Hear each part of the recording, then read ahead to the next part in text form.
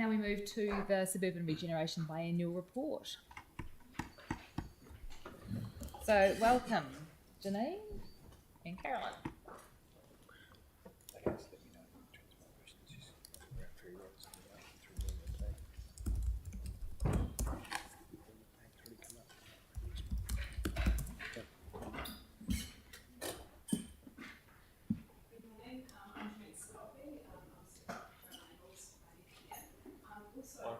Report. Microphone. Sorry, Someone's just done it. it is on. Because this report is very much a team effort across council and also across other agencies, behind me I've also got other urban regeneration team members, Brendan Winder, in respect to the content to do with the residential red zone, Otakaro, Avon River Corridor, and also Kath Carter from Christchurch NZ to do with the New Brighton content. Any questions we can't answer today, we'll obviously come back to you in the usual manner. Would you like a quick summary, or would you just like to take it as read? A very quick summary would be great. Okay. The highlights. Yeah. Obviously, as was flagged back at the last biannual report, the structure of this report has changed from an emphasis on the mechanisms to deliver suburban regeneration to the places, and that's reflected in the dashboard. In New Brighton, residential development of both the former school site and a number of blocks on Beresford Street is underway, and that there is growing private sector interest in development out there. In the Linwood Village Inner City East, the revitalisation plan that was led by the community out there has been endorsed by the community board back in early August. In Woolston, the streetscape enhancements there are largely complete, except for the gateway works, which are currently in the process of being installed. In Sydenham, the Buchan Park remodel is progressing. In Littleton, the first stage 1 implementation works from the Naval Point development plan are currently underway. A number of things have been going on in the residential red zone, Otakaro Avon River Corridor, which I'm sure Brendan can elaborate on, but of note, the establishment of a co-governance group with Ngāi Huriri is currently underway, and also the Snells, Medway and Avon Dale bridges and the Darlington Landing work is also underway on the construction of those. And finally, there have been community projects in a number of locations that have received funding in some form.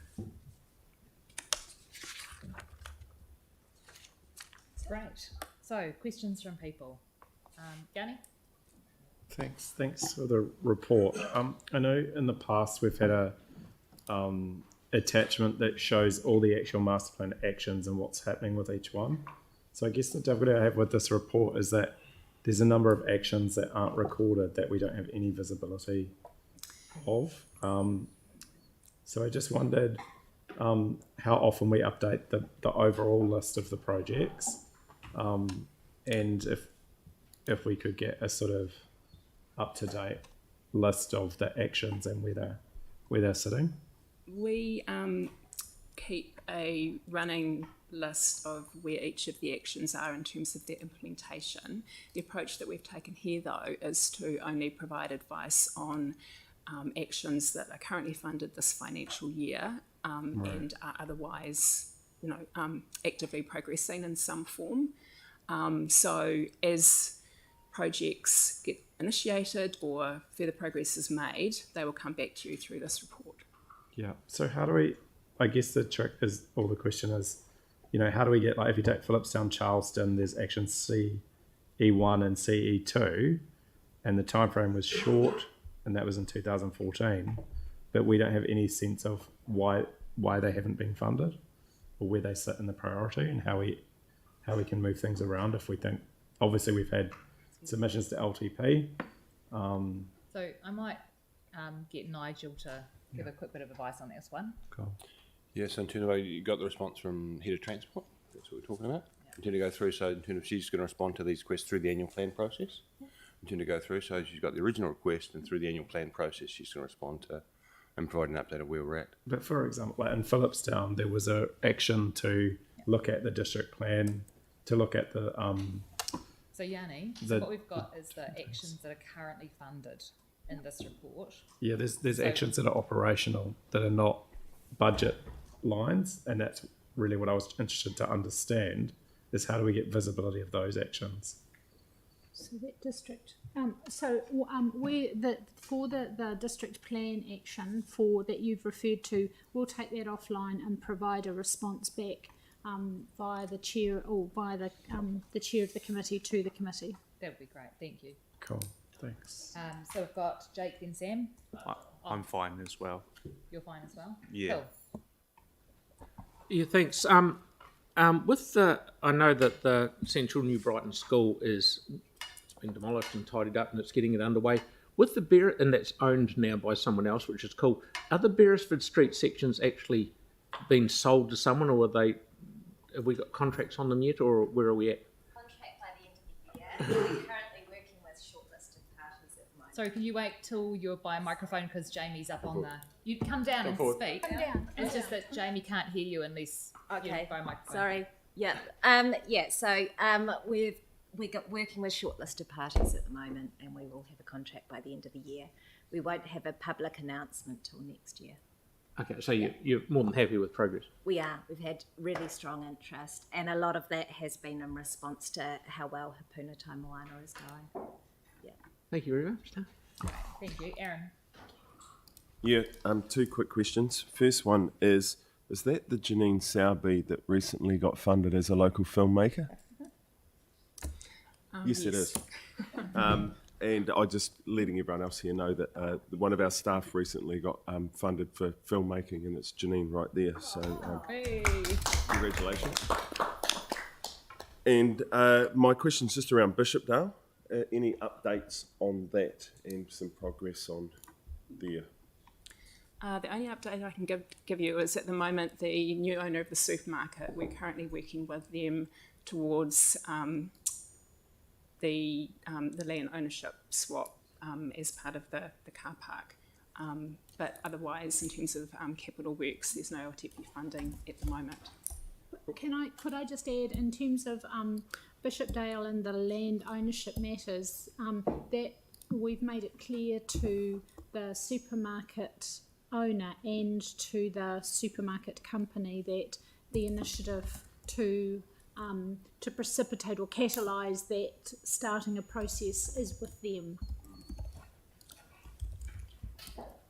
Thank you. Thank you. Any further questions? Jimmy. I remember several years ago the church corner, that area also part of this kind of regeneration, the suburban regeneration, the plan. So after that, I never seen again.